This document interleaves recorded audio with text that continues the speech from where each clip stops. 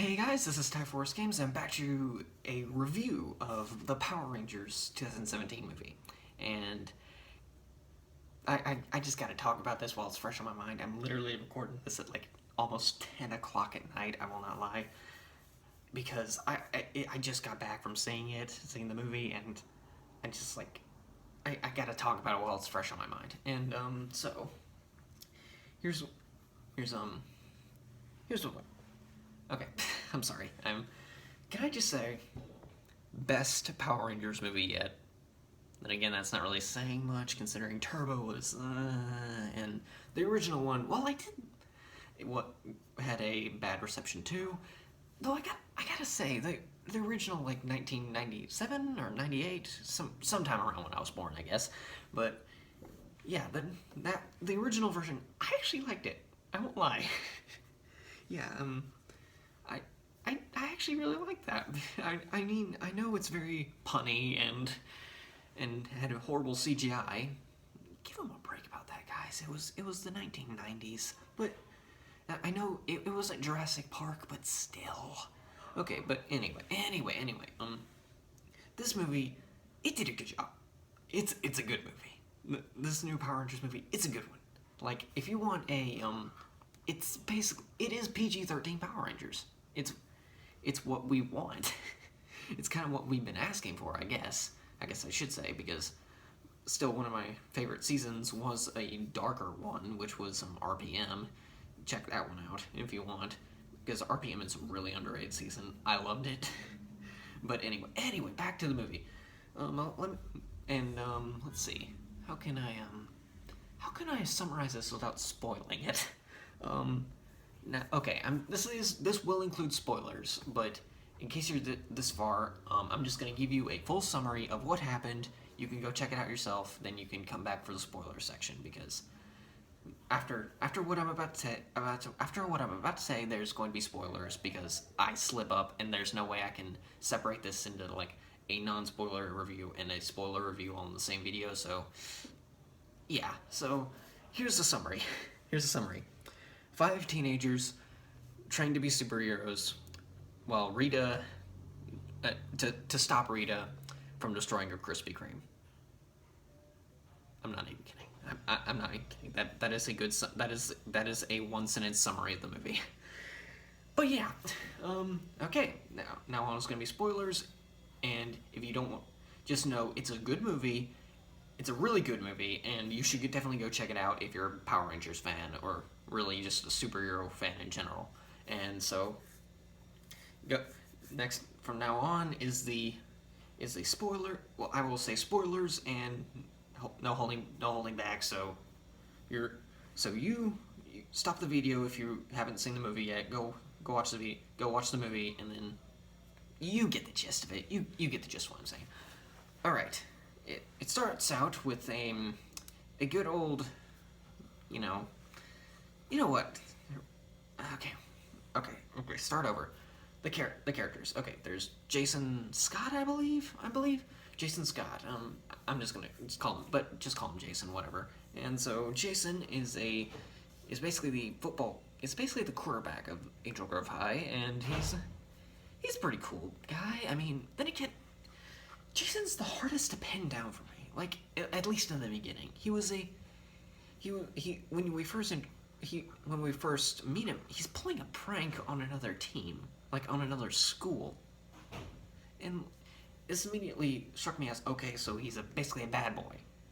But then, in literally the next scene, he's defending Billy from a bully. I mean, it's hard to pin him down. Like, he seems like a nice guy, but at the same time, he just did this horrible thing.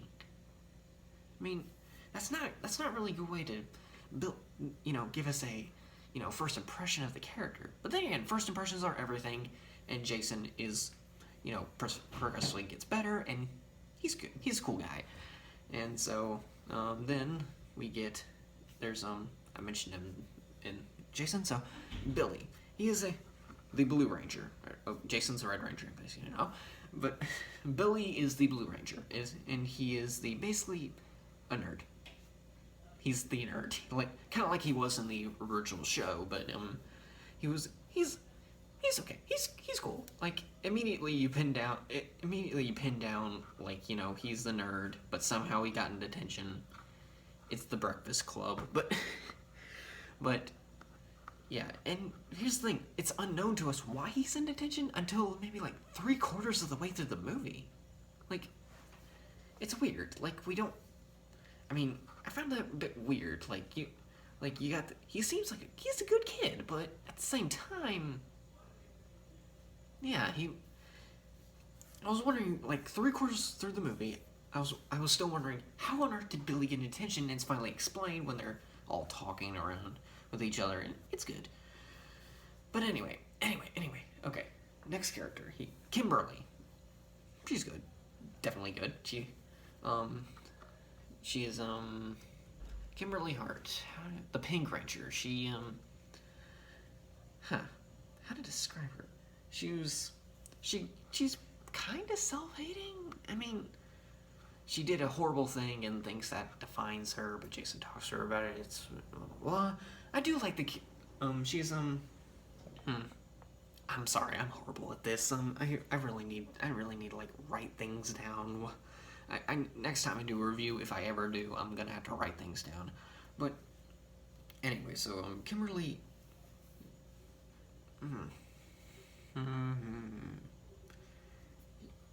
She got in detention because she punched a bull. But okay. I'm sorry for being so quiet. Okay, I'm just gonna move on to what really matters most.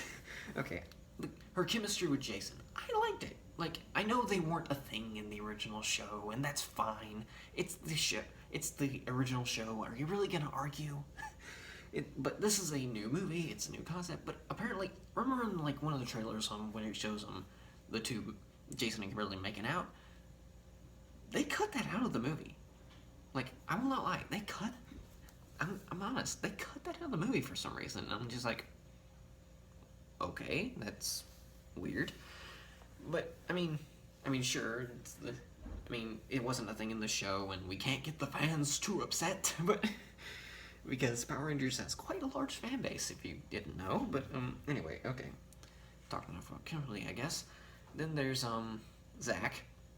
Okay, I should probably talk about Zach and Trini together because we meet them like after we meet those three. These two get very little development. Like, it surprised me. Like, we get plenty of development on Jason, Kimberly, and Billy, but we never get like okay, so a good portion of the movie goes by and we don't see Zach or Trini at all. Like, which really surprised me. Like, all of a sudden, boom, there's Zach, and boom, there's Trini. Okay, that was. They do make up for it. They get a lot of development later on, and like at first, Trini hates Kimberly, but then the two become best buddies. Become best friends like they were already in the show, and But here's the thing: I'm wondering how many Kimberly and Trini shippers there are going to be after this movie, because I honestly, guys, no. But anyway, so okay, but Zach is when we first meet him, he's a bit cuckoo. Like, he seems like borderlining the edge of psychopath. I mean, I like it, but it's. And he calls Trini crazy. But this guy is. When I first meet this guy, he's amazing. But it turns out he's got a mom, a very sick mom, and he gets a lot of emotion in this, and it's really good. I wish I could say the same for his screaming. I'm sorry, but seriously, his like the act. I think it was the actor's fault, but then again, no offense on the actor, but the screaming with like when he was in the Zord and like when he screamed, it was a fake scream. I'm sorry, it sounded so fake. But anyway, so then there's Trini, who's the antisocial one, the antisocial girl, and she's got two younger brothers, and it's cool, and her mom is like pretty much as crazy as Zach is. Seriously. Okay, okay, that covers them, and now we're on to Zordon. And this is something Zordon, Rita, and Alpha, and I really like him. Like I really like the backstory of it all. It's like something straight out of a Power Rangers backstory fan fiction, and that's not something you can really complain about. So yeah, and it's in the show. It's a big mythos, like the Morphing Grid and the Zeo Crystal and Zordon's origins and all that kind of stuff. And it's really good mystery. And in this movie, the first opening scene is that backstory.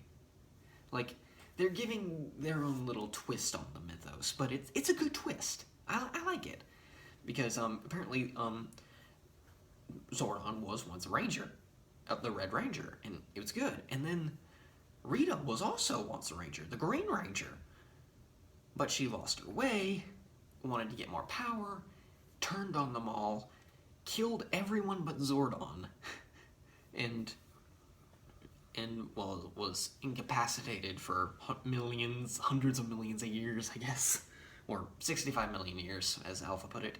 He was so lonely, but okay, sorry. Alpha was good. He was a good comedy relief when he was there and when he was on screen. And though I do like how Zordon was as new to this as all the Power Rangers were.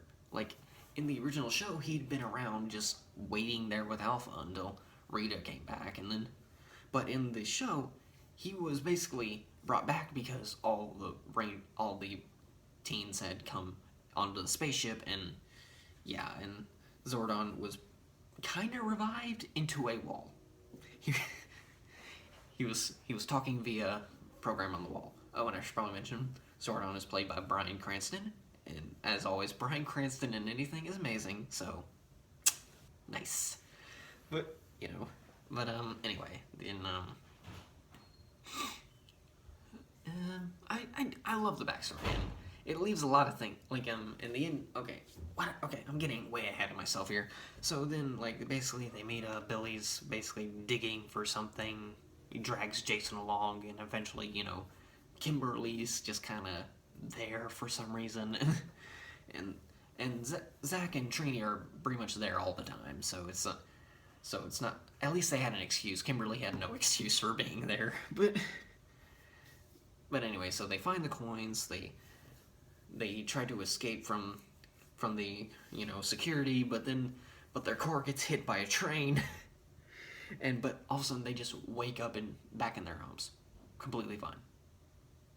I'm still looking for an answer to that. You want an answer? Anyone need an answer? Nope. Okay. But anyway, so even the Power Rangers ask this. It's never explained.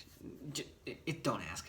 But anyway, so they eventually get their powers back. I mean, they discover their powers via Spider-Man style, and so they go back to the rock quarry and find and basically check out more power showing off their powers, like jumping really high like they do in the show, except not in a cheesy way. And so then they jump in water, and the really cool effect here was there's okay, so there's dry, and then there's a little bit of a pond, a lake, I guess you could say, but then the water stops here, I guess you could say, but it's dry here. There's a complete opening right there, and it's amazing. It's a good effect. They reach their hands through, and then they drop out and flop to the ground, and it's awesome. But yeah, and then so they find Alpha. Alpha brings them to Zordon. Well, at least they revive Zordon, and Zordon is basically what happened? Where am I? What the heck is going on? He's an angsty Zordon, you could say. He's a very angsty Zordon. And so, he basically questions the original Zordon's authority, you put these powers are in the hands of children. He is nothing like the original Zordon. And I'm not sure if that's a good thing or a bad thing. I'm gonna say good thing because, this Zordon seems to have common sense. Well, while the other Zordon was like, Alpha, bring me 5 overbearing and over emotional humans. No, not teenagers. Okay. Basically, and this Zordon was all like, really? Really? Children found these powers. But okay, so anyway, and I'm already at 15 minutes. I can't believe if you're here this far. I'm actually glad you've listened for 15 to my rambling for 15 minutes and random pauses. But anyway, so basically Rita comes back and the 5 are training because for some reason they can't morph, that's really cool. You don't just get the powers, you have to earn them, and that's something I really like because that's something that is rarely kind of delved into in Power Rangers, in the Power Ranger shows. I mean, sometimes it is. I mean, I guess most of the time it is now that I think about it, but you earn the powers, but most of the time you're just chosen. Like in Dino Thunder, for example, like the Dino Gems chose Connor, Kira, and Ethan, and it was like because they were apparently the chosen ones, and like most of the time in Power Rangers it's the chosen ones, and little do you know you gotta, but in this movie and RPM, you earn these powers. You have to train. You have to like get in the right mindset. You have to earn them, and there's a whole montage of them like learning like how to fight and use their powers. And however, they are still unable to morph despite an entire montage. Though Billy is able to after a little skirmish between Zach and Jason. He pushes them apart, and all of a sudden, oh, he's morphed. What do you know? He's morphed, and so then. But they're still kind of like man, I really need to watch this movie again because at some point, like, okay, so, oh yeah, okay, I remember now. So Zordon basically like they've had 11 days to train and try to morph, to fight Rita, who had,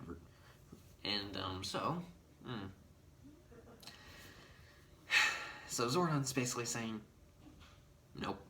Even after Billy just morphed, Zordon has decided to be a jerk and say, no, training's over. Go home. Shoo. But, man, I really wish I had someone here to talk to me about this because at least we could, like, at least keep the conversation going. I can see why Doug Walker and, and Rob, Doug and Rob actually do it so well and, Channel Awesome with, nostalgia critic and stuff. But anyway, so then they what you talking about? Oh yeah, Rita visits Trini, tries to and so Trini says basically she tells Trini that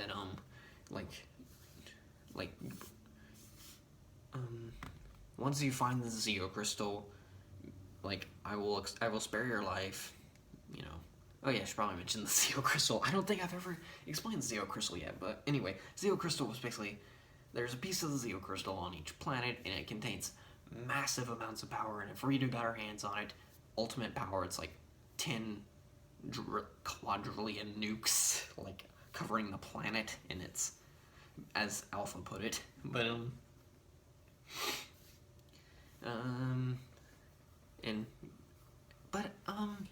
something about Rita's plan, like, I guess it's the movie's fault, I guess, for this, because the plot is Rita's trying to resurrect someone named, trying to resurrect Goldar, and that's something I kind of had an issue with, but it's more of a fandom issue, really, than an actual legitimate movie issue, but because Goldar he was not really all that important other than being, like, Rita's right-hand man, Rita and Zed's, I should say, but, here they made Goldar like Rita's like all-out plan, and I'm not really sure how to feel about that. But anyway, so let's see. Basically, Trini. Okay, Rita tells Trini, "Oh, in exchange for your life, just find out where the Zeo Crystal is, bring it to me." Oh. Oh, I should probably mention Billy already found the where the Zeo crystal was. It was buried under a Krispy Kreme. Mm-hmm. I was not kidding in the non-spoiler summary. They gotta protect a Krispy Kreme from Goldar and Rita. That concept in itself is amazing. But okay, so anyway, Rita tells Trini, in exchange for her life, find out where the Zeo crystal is. I'm at the docks. Luckily, Trini does not pull the cliche move. She actually goes to her friends and says, Rita visited me. She told me she was hiding out at the docks. Let's do this. We gotta fight her. And so, despite not being morphed, they actually partake in a pretty cool scene. Like, Rita's kicking their butts, but it's a cool scene. And so, And so, she actually kills Billy. Like, no kidding. Like, she traps them all in nets. Billy enforces Billy to tell where the Zeo crystal is. Instead of Krispy Kreme. Krispy Kreme? It's amazing. But, anyway, so, anyway, you can tell Krispy Kreme sponsored this movie, but anyway, so she actually kills Billy. Like, after, like, she's like, I'd be disappointed if I didn't kill one of you. And, like, kills Billy. Like, drops him in water. Next thing you know, the rope pretty much tightens. Like, it's like a sudden stop, and Billy's kind of dead. Oh, I should probably mention that the only reason Zordon wants them all to morph, he wants to go back to life. Angsty Zordon, everybody, and yeah, that's mainly. And once they bring Billy's dead body to the spaceship, and Zordon's like, "There's nothing I can do," but he actually I'm not really sure. Okay, okay. I'm not really sure. I don't know where I'm going with this, but I'm lucky if I even still have viewers at this point. Like, people watching me at this point. But anyway, okay, just continue on with the review, wrap it up, and okay. The morphing grid opens because the power of friendship. Zordon has this chance to come back to life, but he chooses Billy instead, and like Billy comes back to life, and they all manage to morph and fight off putties, and then get the Zords, fight off more putties, and they also they knock out Rita, but apparently Goldar has some kind of reviving effect. He's the healer. He's the medic, and so Goldar and Rita are now against all the Zords, and Krispy Kreme has been destroyed, and the Zeo crystal's right for the picking, but the Zords are all in front of them, and they're like, hold the line, do not let them, do not let them through, do not let Goldar through, and it's a pretty touching scene, I must say. Like, hold the line, but then they're pushed into the pit, and it looks like they're gonna die, and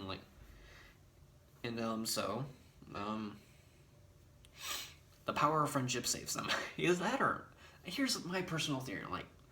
I know I've only seen the movie the once, and it looks like and at first glance it looks like the power of friendship basically created the Megazord, but I do like this theory. I like the fact they fell into the pit, but the Zeo crystal, they managed to maybe access, the Zords managed to access the Zeo crystal's powers and become the Megazord, and it's pretty awesome. The Megazord is pretty awesome looking, I will say. And instead of the cliche move where the pterodactyl Zord, it's on the back, so you assume, hey, they're wings, it could fly. But no, it pulls an even better move. The wings are basically swords. It's amazing. They managed to hold off Goldar, but then but then Rita basically combines herself and Goldar very like much like Ivan Ooze did in his much like Ivan Ooze did in the final scene of the final fight of the original Power Rangers movie. And so they managed to stab Goldar, like kill him with the two pterodactyl wing swords, and it's amazing.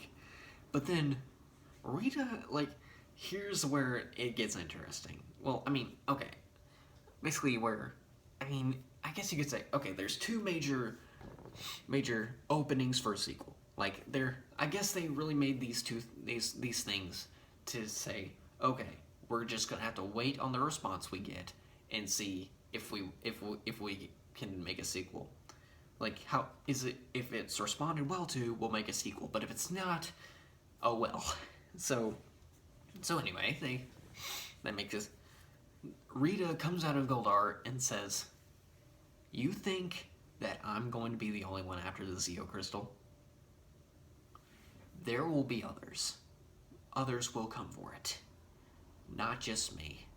And like, Rita knows she's lost, but she knows that others will come.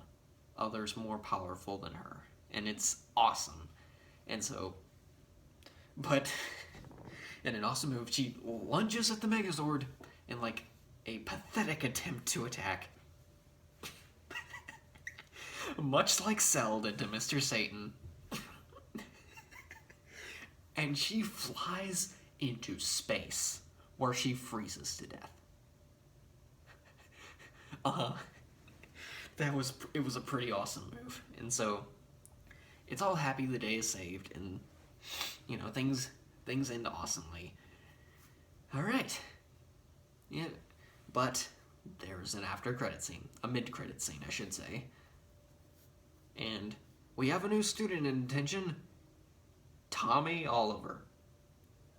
And here's the second, like, and I told you before that there were two main scenes where there's an opening for a sequel. And the first one was Rita saying there will be others, but the mid-credit scene is the second one, because they show okay, let me rephrase that. They don't show Tommy. They don't.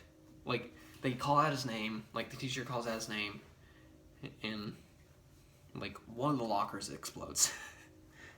Like, and it doesn't look like, and Billy, that might have been me, I don't know. So, they call out Tommy's name, but he's not there.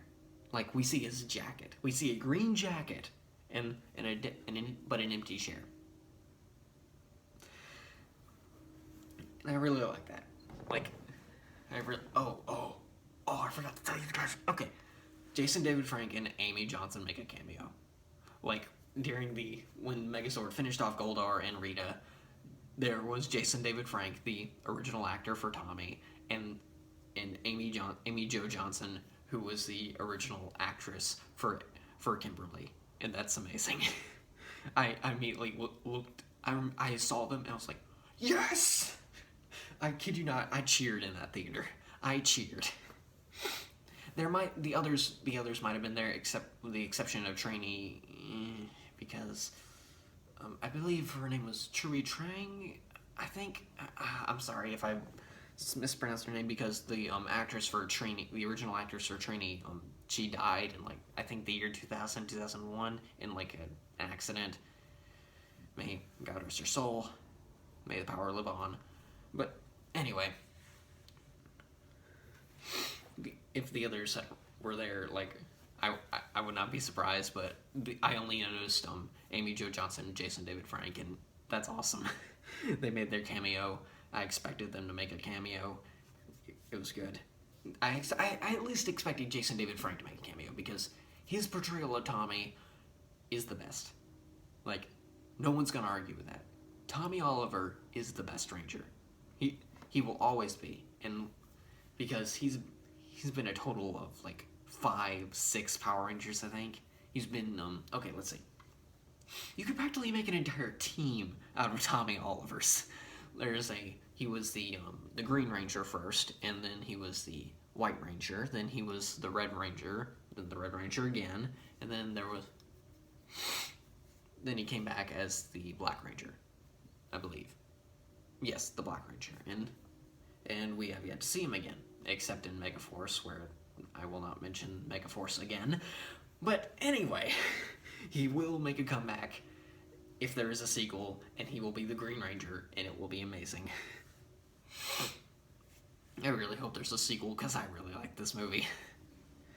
And, okay, but anyway, like, I like how they didn't show Tommy. I like it. I actually do like that. I wish they had, but I also like that they didn't show Tommy, because showing him would, because at least now there's an opening for who's going to play Tommy Oliver. They're hanging that question in the air. Who's going to play Tommy Oliver in the Power Rangers movies?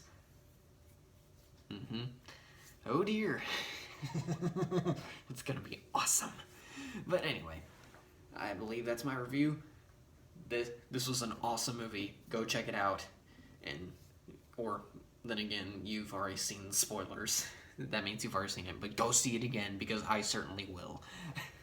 So yeah, that's all I got. Hopefully you guys have stuck through this 31-minute long video. Wow. Okay, I have ranted for long enough. So, till next time, guys.